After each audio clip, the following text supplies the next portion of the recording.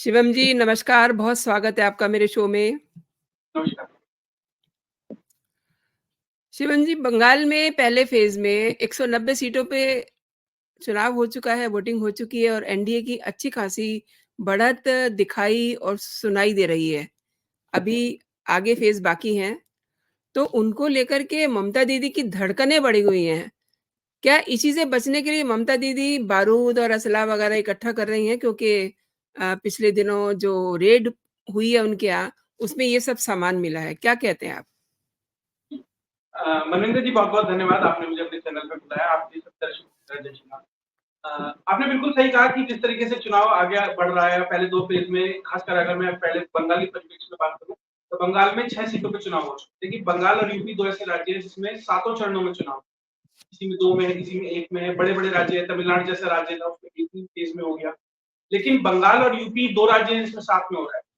UP में कारण क्या है, यूपी बहुत बड़ा राज्य है, 80 सीटें हैं, तो मैनेज करना मुश्किल होता है इसलिए 7 चरणों में। लेकिन बंगाल बंगाल वो खास केस है, केस स्टडी आप कह सकते हैं कि वहाँ लॉ एंड ऑर्डर, वहाँ पे चुनाव आयोग को पता है कि कितना मुश्किल है चुनाव कराना, इसलिए एक-एक फेज़ में 3 सीट, पहले फेज़ में थी 3 सीट, दूसरे फेज़ में थी और 6 सीटें हैं। मैं कोई ओपिनियन पोल या एग्जिट पोल नहीं कर रहा, तो चुनाव आयोग से बैन है, लेकिन हाँ, मैं ये कह सकता हूँ, जो ज़मीनी रिपोर्ट है उस हिसाब से कि 6 की 6 सीट की उत्तर बंगाल से आती है, पिछली बार भी बीजेपी के पास थी, इस बार भी बीजेपी के पास है। हो सकता है कि विनिंग मार्जिन पर। अगर आप इस तरह का ट्रेंड देखेंगे बंगाल के अंदर कि बीजेपी जहाँ जीत रही है वहाँ और बड़े मार्जिन से जीत रही है, तो स्वाभाविक तौर पर ममता बनर्जी की जो धड़कनें हैं, जो उनके पसीना आना स्वाभाविक है, क्योंकि उन्हें अब अपनी राजनीतिक जमीन खिसकती दिखाई दे रही है। तो बहुत सारे एनालिस्ट और लोग बोल रहे हैं कि लगभग बंगाल में जहाँ पिछली बार भाजपा की 18 सीटें थी, सर 22 से 24 के लगभग, ज्यादातर लोग 24 के आसपास बोल रहे हैं कि वो सीटें आने वाली है। एक आंकड़ा भी था मेरे पास, अभी मैं लेके नहीं बैठा, लेकिन मैं लगभग बता भी सकता था कि कौन-कौन सी सीटें ऐसी है जहाँ भाजपा मजबूत है। तो ऐसी कुछ सीटें हैं जहाँ पर भाजपा जीतती नजर आ रही, तो ममता बनर्जी को खतरा नजर आ रहा। क्योंकि देखिए भाजपा 25 से ऊपर तो जाएगी नहीं, कारण क्या है, जब तक बीजेपी की सरकार वहां नहीं आएगी वो एक थ्रेशोल्ड से ऊपर नहीं जा पाएगी, लेकिन अगर 25 आ जाती है, पिछली बार क्या था, तो बंगाल में ममता की 24 थी, बीजेपी की 18 थी, अब वो उल्टा हो रहा है। और बीजेपी के साथ दिक्कत क्या थी, जब बीजेपी पहली बार पिछली लोकसभा में चुनाव में आई, तो वहां के लोगों को ये टेंशन थी, ये दिक्कत थी, कहीं ऐसा तो नहीं होगा बीजेपी वाले कार्यकर्ता चुनाव के लिए आए और चुनाव के बाद भाग जाए, क्या ये कोई वोटर टेस्ट करने तो नहीं आए, क्या एक्सपेरिमेंट करने तो नहीं आए। फिर लेकिन भाजपा उसके बाद पश्चिम बंगाल विधानसभा में भी रही, 4 से 76 पे आई, 77 पे आई, उसने वो करके दिखाया। उसके बाद वो उसके बाद भी लोकसभा तक लगी रही, तो अब लोगों में एक विश्वास है कि नहीं, ये यहाँ ठहरने के लिए आए हैं, रुकने के लिए आए हैं, और ममता बनर्जी को अगर कोई टक्कर दे सकता है कि आज के समय में वो सिर्फ भाजपा है। रीजन क्या है कि ममता बनर्जी हो या उससे पहले वाम दल हो, उनकी जो पूरी राजनीति रही है वो डर की रही। ममता बनर्जी ने अपना पूरा एक सिंडिकेट तैयार किया, उसमें एरिया बांट दी, भाई ये 5 जिले इसके हैं, 3 जिले इसके हैं, और एक तरीके से पूरा सिंडिकेट तैयार किया। इसमें मसल पावर है, पैसे का दम है, इन्फिल्ट्रेटर्स के वोट बैंक है, और एक खास कम्युनिटी का वोट बैंक है। उस तरीके से उसने अपने एक पूरा तंत्र तैयार किया। बीजेपी ने उस तंत्र को तोड़ने के लिए क्या किया, सबसे पहले एजेंसीज वहां पर घुसी और जितने भी रोग एलिमेंट थे उन्हें पूरे बंगाल से बाहर करने का काम। हमने देखा संदेश खली में शेख शाहजहां, इस तरीके से एक पूरा मूवमेंट महिलाओं के द्वारा बंगाल में खड़ा हुआ, उसने शेख शाहजहां को बाहर किया। ज्योति प्रिया मलिक करके एक व्यक्ति है जो 5 लोकसभा का प्रभारी था, उसे बीजेपी ने बाहर किया। हम अनुव्रता मंडल, बीजेपी ने उसे बाहर किया, और छोटे मोटे ऐसे बहुत सारे लोग हैं जिनके हम नाम भी नहीं जानते, एजेंसीज ने पकड़ा। शिक्षक भर्ती घोटाला हमने देखा, 26,000 लोग, 26,000 वैकेंसीज को कैंसिल किया गया। हाई कोर्ट ने कहा, केरल अपनी जगह कलकत्ता हाई कोर्ट ने कहा कि वो इलीगल थे। हमने देखा राशन घोटाला वहां हुआ, ईडी पे रेड, ईडी रेड करती है तो उन पे वहां पे हमला होता है। तो इस तरह का भ्रष्ट तंत्र, आतंक का तंत्र, और विदेशी लोगों के माध्यम से वहां जो सिस्टम चल रहा था, उससे लोग भी परेशान है। लेकिन दिक्कत क्या होती थी कि बीजेपी के कार्यकर्ताओं के ऊपर जो पोस्ट पोल वायलेंस होता था, तो बीजेपी के कार्यकर्ता अपने होमली ग्राउंड पे नहीं उतर पाता था। लेकिन बीजेपी ने स्ट्रेटेजी चेंज, इस बार महिलाएं आ गई, बीजेपी की महिला कार्यकर्ता, और खासकर बंगाल की जो महिला वर्ग है, जो नारी शक्ति है, वो सामने आई है। अब उसके ऊपर टीएमसी के गुंडे हमले नहीं कर सकते, क्योंकि वो नैरेटिव बिल्कुल ही पलट देगा, जितना खराब हो गया ना और खराब कर देगा। तो ये दिक्कत ममता बनर्जी के साथ है। अब ममता बनर्जी क्या है, चुनाव में एक स्टंट दोहराती है, वो काट की हांडी होती है, एक बार चल गई, लेकिन वो तीसरी बार उन्होंने चढ़ाने का प्रयास किया कि मेरे चोट लग गई। जो पहली चोट लगी वो थोड़ा चुनाव से पहले लग गई, और दूसरी अब लगी है, लेकिन कोई उसे सीरियसली नहीं ले रहा। तो बंगाल में पूरा का पूरा जो सिस्टम था, सिस्टमैटिक फेलियर था, उसे अब वहाँ की जनता को लग रहा है कि बीजेपी संभाल सकती है। लेकिन बीजेपी के साथ एक नहीं था। जब पिछली बार विधानसभा चुनाव में पोस्ट पोल वायलेंस हुआ, बीजेपी का सेंट्रल लीडरशिप या स्टेट लीडरशिप जो कोलकाता में बैठता है, वो ग्राउंड पर है। जो ज़रूरी सपोर्ट था उस कैडर को, वो उन्होंने नहीं दिया। हमने कैडर को पेड़ पे लटके हुए देखा, खंभों पे लटके हुए देखा, महिलाओं के साथ अभद्रता देखी, और ये 1-2 केस नहीं थे, कई सौ में केस थे जो सामने आए हैं। उससे ज़्यादा तो ऐसे होंगे जो सामने भी नहीं आए होंगे। पर बीजेपी इस बार पोस्टपोल वायलेंस को हैंडल कर लेती है। इन्होंने बहुत कहा कि हमने फैक्ट फाइंडिंग कमेटी भेजी है, नड्डा जी गए हैं, ये गए हैं। उनका आउटकम क्या हुआ? उस फैक्ट फाइंडिंग रिपोर्ट की वो रिपोर्ट पब्लिक डोमेन में कहाँ है? क्या एजेंसियों ने एक्शन लिया? उस चीज को अगर बीजेपी इस बार कंटेन कर लेती है और बीजेपी तैयारी कर लेती है, तो शायद अगले विधानसभा चुनाव में इनका मौका बन सकता है। दूसरी चीज, पिछली विधानसभा में एक और कमी, बीजेपी के अंदर भीतर खाने कई गुट बन गए, क्योंकि लोग उन्हें लगा कि ग्राउंड से ऐसा फीडबैक आया, बीजेपी की सरकार आ रही है। उन लोगों को लगा कि मैं मुख्यमंत्री बनूंगा, या जो बिगर पाई का जो बिगर हिस्सा है वो मुझे मिलना चाहिए। उसमें 3-4 ग्रुप बन गए। उसमें हमने देखा कैलाश विजयवर्गीय, दिलीप घोष का एक ग्रुप बन गया। जो हमारे प्रदेश अध्यक्ष हैं, सुदेश क्या नाम है, उसका नाम बोल रहा हूँ, जो प्रदेश अध्यक्ष है बंगाल के, वो उनका एक ग्रुप बन गया। फिर कुछ टीएमसी से नेता आए हुए थे, बड़े प्रोमिनेंट नेता थे, उनका एक ग्रुप बन गया। इस ग्रुपबाजी की वजह से बहुत सारी सीटें वो हार गई। प्लस बहुत सारी सीटें वो इसलिए हारे थे पिछले विधानसभा में, क्योंकि टीएमसी का बड़ा कैडर बीजेपी में शिफ्ट हुआ था और बीजेपी ने उन्हें ही चुनाव लड़ा दिया। बंगाल की जनता किससे त्रस्त थी? उन्हीं लोगों से त्रस्त थी, मुकुल राय जैसे लोगों से। उन्हीं को बीजेपी कैंडिडेट दे देते हैं, कैंडिडेचर का टिकट दे देती है। इसलिए वो जो फलीभूत होना चाहिए था, जो कन्वर्ट होना चाहिए था, वो कन्वर्ट नहीं हो पाया, इसलिए दिक्कत।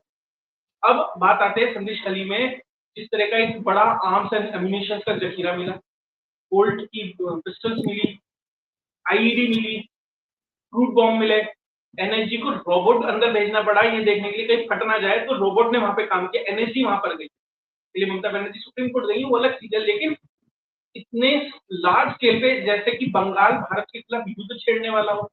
और मुझे जहां तक लगता है कि ये पोल के बाद जो टीएमसी आतंक का नंगा नाच करने वाली थी ना, उसकी तैयारी शायद ये वेपन हो सकते थे।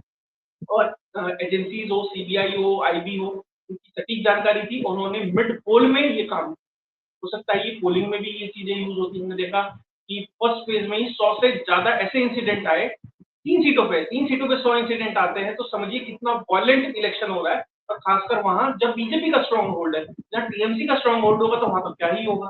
वहां तो बिल्कुल एक तरीके से ग्रैब करके किसी को वोट भी डालने नहीं दिया जाएगा, ऐसी चीज हो जाएगी। तो हम देख रहे हैं कि पूरा एक सिस्टमेटिक फेलियर था, और वो दिख रहा है।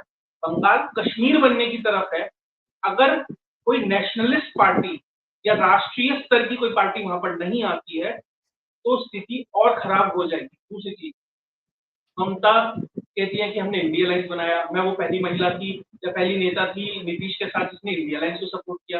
कोई कहती है पूरे भारत में इंडिया अलायंस है, बंगाल में इंडिया अलायंस नहीं, बंगाल में मैं अकेली लड़ूंगी। उसका रीजन, ममता बनर्जी के लिए पहला खतरा बीजेपी नहीं है। बीजेपी सेकंड पायदान पे आती है, पहले पायदान पे आती है सीपीआई, कांग्रेस और इंडियन सेक्युलर फ्रंट। क्यों? और टीएमसी, ये चारों जो पार्टियां हैं, उनका एक कॉमन वोट बैंक है, वो मुस्लिम वोट बैंक है 30%। वो इसे अपने साथ ही लोगों में नहीं बांटना चाहती, जो बाकी की पार्टियां उनमें नहीं बांटना चाहती, इसलिए उन्होंने उन्हें बाहर कर दिया। इसलिए उन्होंने देखा कि एक सीट है बहरामपुर की, जहाँ शायद कांग्रेस जीत सकती थी, पिछली बार अधीर रंजन चौधरी लड़े थे, तो उन्होंने वहां भी मुस्लिम कैंडिडेट डाला। तो मुस्लिम वोट बैंक पे वो इतनी आधारित है कि अगर उसमें थोड़ी सी 2-4% की 19-20 की असर हुई, तो उनका पूरा का पूरा राजनीतिक जो गणित है वो बिगड़ जाएगा। इसलिए उन लोगों को वो उस वोट बैंक को शेयर नहीं करने देना चाहिए, इसलिए उन्होंने वहां इंडिया अलायंस नहीं बनाया। फिर उन्होंने पूरा सिंडिकेट तैयार किया, और उसके बाद उन्होंने बीजेपी से लड़ना शुरू किया। बीजेपी जो महिला वोट बैंक है उसमें, जो वहां का भद्र लोग है उसमें, और जो आम हिंदू है उसमें अपनी पैठ बनाने में कामयाब रहा। दूसरी चीज, मतवा वोट बैंक बहुत महत्वपूर्ण वोट बैंक है। ये के बाद आप मानिए एक vote, not a single vote will go to TMC, सब बीजेपी के पास आने वाला है, बड़ा वोट बैंक है। तो बीजेपी के लिए प्लस है वहां पर, लेकिन कॉम्प्लिसेंसी ना आ जाए बीजेपी में, ये उसे देखना होगा, उसकी लीडरशिप को देखना होगा कि वहां पर कॉम्प्लिसेंसी नहीं आती। एक और उदाहरण देता हूँ कि टीएमसी किस तरीके से काम करती है। बीरभूम से बीजेपी के एक कैंडिडेट थे जो एक्स आईपीएस ऑफिसर थे, उन्होंने रिजाइन किया, बीजेपी से टिकट लिया और उन्होंने चुनाव लड़ने का तैयारी कर ली। उन्हें नो ड्यूज सर्टिफिकेट नहीं दिया गया स्टेट गवर्नमेंट, क्योंकि वो पश्चिम बंगाल कैडर से आए। तो उनका पर्चा कैंसिल हो गया, बीजेपी ने एक डमी कैंडिडेट उतारा, अब उसे वहां से इलेक्शन लड़ना। लेकिन उसी दौरान एक और आईपीएस ऑफिसर ने रिजाइन किया 9 मार्च को। 10 मार्च को उन्हें पीएमसी से टिकट मिलता है। उनके सारे नो ड्यूज सर्टिफिकेट और जो भी जरूरी कागज है वो क्लियर कर दिए जाते हैं, उन्हें चुनाव लड़ा दिया जाता है। तो ये एक तरीके से ना जंगल में जैसे होता है ना कि कोई रूल नहीं होता, सिर्फ एक चीज है, जीत, वो इंपॉर्टेंट है, वो वहां पर है। तो और वो एक नेक्स्ट लेवल पे चला गया है। तो इस तरह की राजनीति वहां पर होती है। बाहर बैठकर उस डायनेमिक्स को देखना अलग है और उस डायनेमिक्स में काम करना बहुत अलग है। शुभेंदु अधिकारी जो प्रदेश अध्यक्ष है, मुझे लग रहा है कि कोई फाइटर नेता है। पिछली बार जो प्रदेश अध्यक्ष थे वो संगठन में बहुत अच्छे थे, सब काम बहुत अच्छा करते थे, उन्होंने मैनेज किया। अब जीरो से कोई इतनी आगे तक लाना बड़ी बात है, लेकिन ममता बनर्जी को एक ऐसा नेता चाहिए जाकर सीधा टक्कर ले, हेड ऑन कोलिजन करें, जाके उन्होंने नंदीग्राम में ममता बनर्जी को हराया।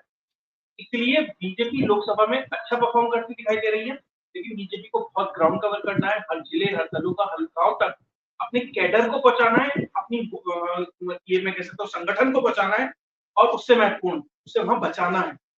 बचाना इंपॉर्टेंट होता है, लेकिन बचाना उससे इंपॉर्टेंट है। इस तरह का तंत्र वहां है, इसलिए बंगाल बहुत महत्वपूर्ण हो जाता है।